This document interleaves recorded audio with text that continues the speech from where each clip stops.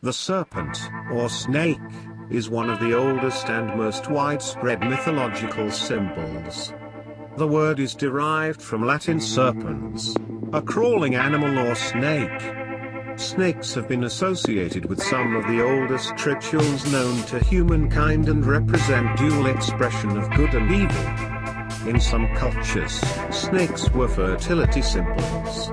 For example, the Hopi people of North America performed an annual snake dance to celebrate the union of Snake Youth, a sky spirit, and Snake Girl, an underworld spirit, and to renew the fertility of nature.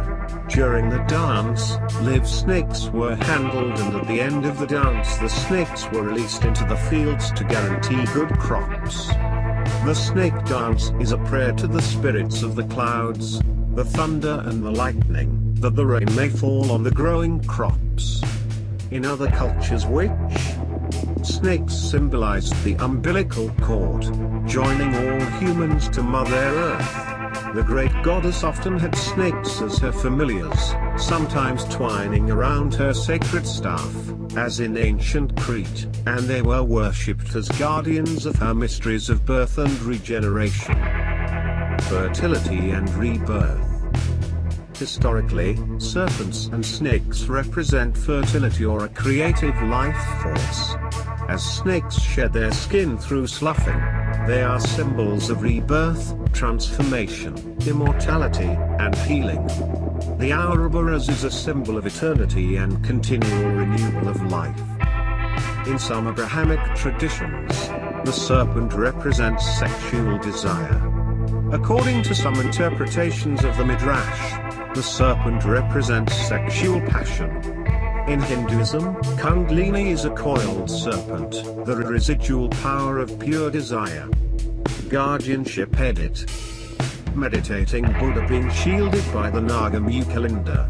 Cambodia, 1150 to 1175. Serpents are represented as potent guardians of temples and other sacred spaces. This connection may be grounded in the observation that when threatened, some snakes, such as rattlesnakes or cobras, frequently hold and defend their ground, first resorting to threatening display and then fighting, rather than retreat. Thus, they are natural guardians of treasures or sacred sites which cannot easily be moved out of harm's way. At Angkor in Cambodia, numerous stone sculptures present hooded multi-headed nagas as guardians of temples or other premises.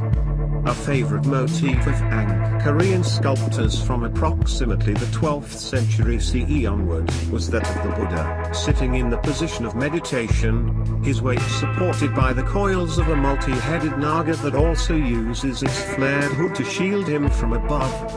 This motif recalls the story of the Buddha and the serpent King Mukalinda. As the Buddha sat beneath the tree engrossed in meditation, Mukalinda came up from the roots of the tree to shield the Buddha from a tempest that was just beginning to arise. The Gadsden flag of the American Revolution depicts a rattlesnake coiled up and poised to strike. Below the image of the snake is the legend, "Don't tread on me." The snake symbolized the dangerousness of colonists willing to fight for their rights and homeland. The motif is repeated in the first Navy Jack of the U.S. Navy. Poison and medicine. Serpents are connected with poison and medicine. The snake's venom is associated with the chemicals of plants and fungi that have the power to either heal, poison or provide expanded consciousness, and even the elixir of life and immortality, through divine intoxication. Because of its herbal knowledge and entheogenic association, the snake was often considered one of the wisest animals, being close to the divine. Its divine aspect combined with its habitat in the earth between the roots of plants made it an animal with chthonic properties connected to the afterlife and immortality. Asclepius, the god of medicine and healing, carried a staff with one serpent wrapped around it, which has become the symbol of modern medicine. Moses also had a replica of a serpent on a pole, the Nahash, mentioned in Numbers 21-8. Vengefulness and vindictiveness. Serpents are connected with vengefulness and vindictiveness.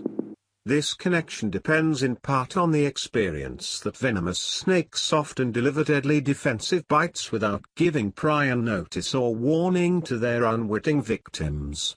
Although a snake is defending itself from the encroachment of its victim into the snake's immediate vicinity, the unannounced and deadly strike may seem unduly vengeful when measured against the unwitting victim's perceived lack of blameworthiness.